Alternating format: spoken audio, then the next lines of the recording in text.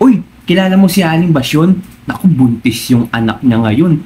Ayan si Ate Marites Kanegosyo. Alam mo, 5 klase ng mga customer na araw-araw mo makakasalamuha dyan sa tindahan mo. Good vibes muna tayo mga kanegosyo. At pag-usapan natin yung iba't ibang klase ng ugali ng mga customer natin sa ating mga tindahan. Number 1 na nga dyan mga kanegosyo, si Boy Papalit. Etong si Boy Papalit, yung tipong kaaga-aga, papasok siya sa trabaho at kabubukas mo lang ng tindahan mo, papalit naman, pamasahe ko lang. 'Di ba? Minsan matatawa ka na lang kasi nagkakapi ka pa lang, kakamot-kamot ulo ka pa lang, nagpupunas ka pa lang ng muta mo, andyan na si Boy Papalit.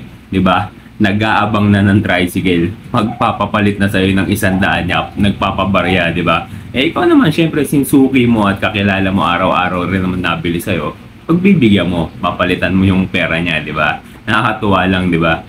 Number 2 customer natin. Ito, panigurado, kilalang kilala mo to. Si Boy Lista. Ito, si Boy Lista, yung sa araw-araw na lang na ginawa ng Diyos. Palista naman. Diba? Hindi po pwedeng wala sa tindahan mo, kanegosyo, si Boy Lista, na talagang sa tuwing magagawi sa tindahan mo, magtututuro muna ng kahit anong klase ng produkto na gusto niyang bilhin sa tindahan mo. Pagkatapos ang ending, palista muna ako na ito. O, diba? Sigurado kilala mo yung tao na yan, kanegosyo.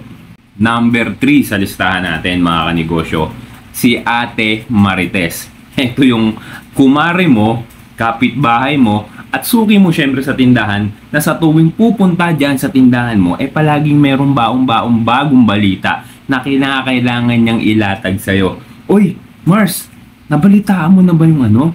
Alam mo na ba yung balita? Alam mo ba yung nangyari kaya Uy, kilala mo si Aling Basyon? Naku, buntis yung anak niya ngayon.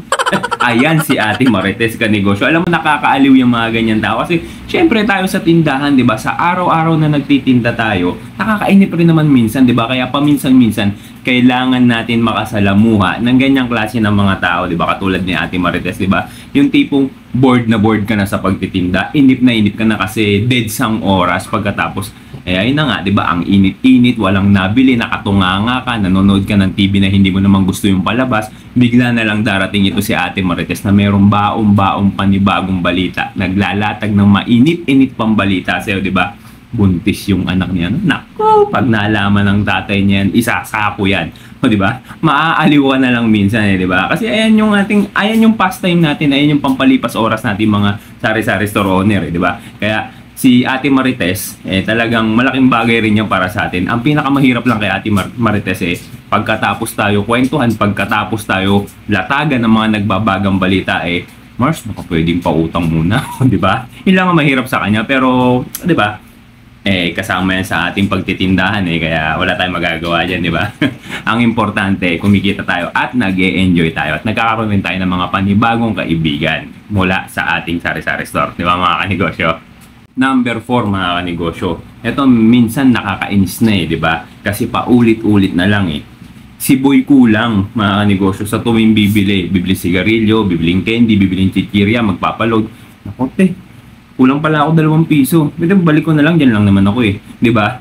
Araw-araw naman siyang bumibili ng produktong binibili niya, sigarilyo, di ba? Papaload. Alam niya naman kung magkano yung presyo ng produktong binibili niya, di ba? Pero palagi na lang kulang yung dala-dala niyang pera, di ba? May isip mo minsan sinasadya nito kulang naman talaga pera nito di ba? Pero kagandahan ng negosyo, binabalik rin naman kahit papaano, di ba?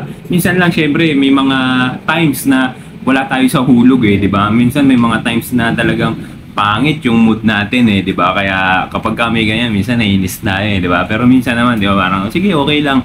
Total binabalik niya naman di ba? Ayan si Boy Kulang. Ikaw kanegosyo, meron ka bang ganyang customer? At ang pandima kanegosyo, ito for sure na experience to ng mga sari-sari store owners na ang kanilang tindahan at bahay ay iisa. Yung kanilang sari-sari store nasa loob ng bahay.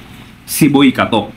Ayan yung tipong nagsarado ka na mga 30 minutes ka nang nagsara ng tindahan mo. Patay na lahat ng ilaw sa loob at sa labas ng tindahan mo. Tapos maya-maya magugulat ka.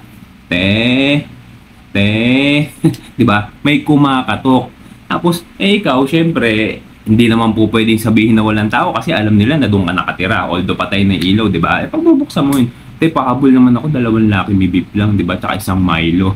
O, di ba? Kasi kakauwi niya lang galing ng trabaho at wala na siyang ibang tindahan na mabibilan kasi sarado na lahat. At ikaw lang yung tindahan, natatanging tindahan na talagang alam niya na pagbubuksan ka kahit sa ganong oras ng kahit sa hating gabi, 'di ba?